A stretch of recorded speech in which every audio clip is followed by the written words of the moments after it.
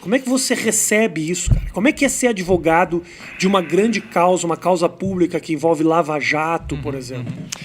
Olha...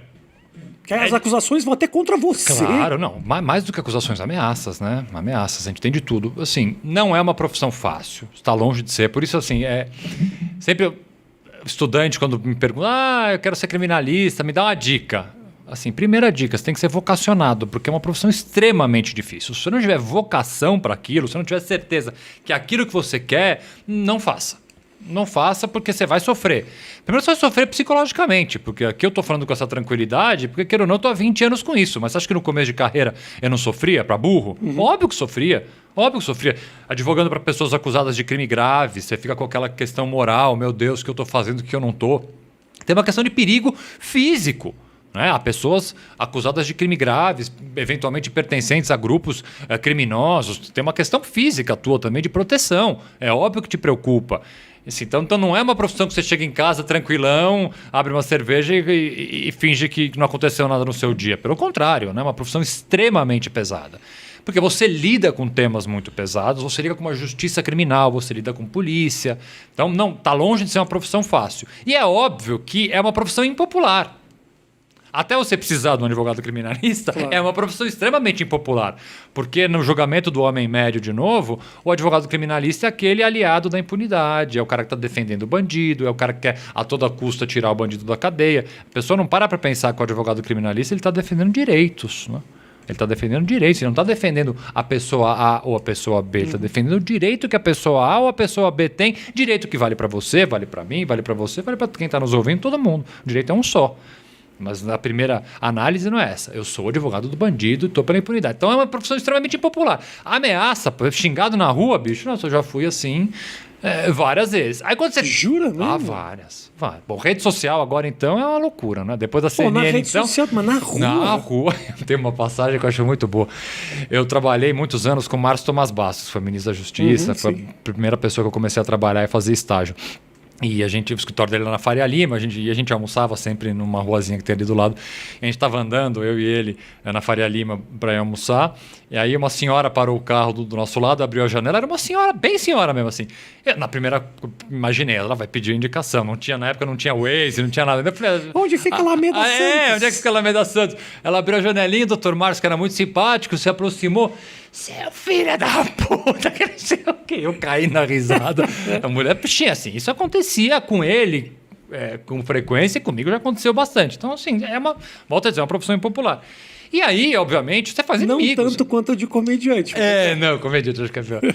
E você faz inimigos, bicho. Você faz inimigos em tudo quanto é lugar. E às vezes aí você pula uma etapa e começa a trabalhar em grandes casos, né? Em grandes casos, grandes operações que envolvem grandes poderes, envolvem políticos, envolvem grandes empresários, grandes acusações, valores altíssimos. É óbvio que você entra dentro de um cenário que é um cenário que também há um jogo de poder e uma disputa. E a partir do momento que você entra nisso, você está sujeito a tomar porrada, até porrada do Estado, né? Essa passagem que eu tive foi uma investigação no meio da Lava Jato, de uma acusação completamente sem pé nem cabeça, de que eu teria comprado uma informação e vendido uma informação para um jornal, para o Estado de São Paulo.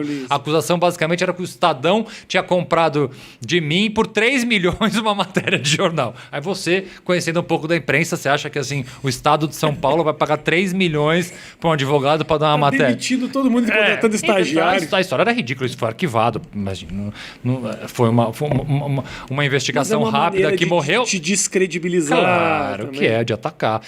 Mas isso, eu vou te falar, Fia, não é a primeira, nem será a última vez que fizeram isso comigo e nem com a advocacia criminal.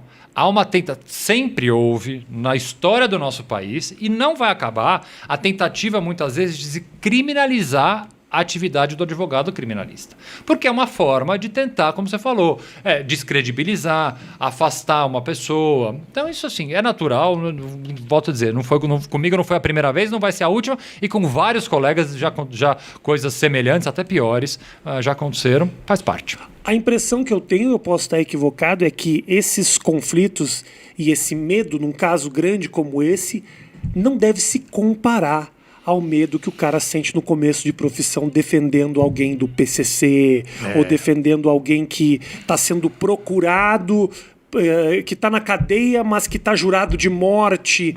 Que isso é assim, você está tratando com um indivíduo, não é uma causa. Você pode ser execrado publicamente por um erro na Lava Jato ou por defender um criminoso. Agora, defender um homem que está tratando com gente que está andando com um revólver na periferia.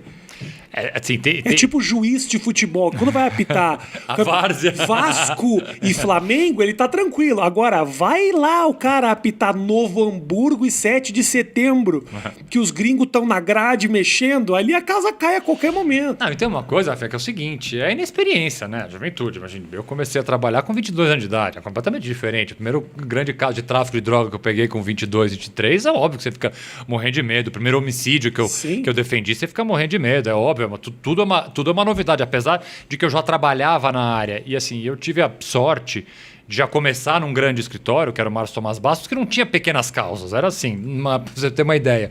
Teve uma época que a gente, da eleição para presidente, a gente advogava pro Lula, pro Ciro Gomes, pro Serra, pro Fernando Henrique e pro Antônio Carlos Magalhães. Tipo, todos eram clientes do escritório. Você vê como a advocacia não tem ideologia. Todos esses 5 eram clientes do Dr. Márcio. Então assim, já era só porrada. Sim. Então eu já comecei na porrada, né? O primeiro caso. E quem era o mais difícil de trabalhar deles? Eu não tinha contato com nenhum deles propriamente. Mas o primeiro, assim, a gente tinha um caso de homicídio no escritório do Dr. Márcio, que era uma. Você que tem minha idade. Eu já matei pessoas. Não, mas muita gente vai ouvir isso e não vai saber do que se trata, mas se pesquisar um pouquinho no Google vai saber. O Dr. Márcio advogava para aquele promotor Igor, que era acusado de matar mulher grávida. Foi um caso que ficou assim. Faz tempo isso. Pô, isso ficou meses no Jornal Nacional, todo santo dia, na capa de jornal.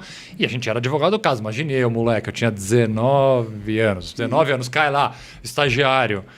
E só tinha eu e mais um estagiário. Óbvio que eu já comecei com bucha, mas é diferente quando você abre a sua portinha lá, e eu fiz isso, eu abri a minha portinha, tinha lá uma salinha com o meu nome, e começa a pegar esses primeiros casos, é difícil, é difícil.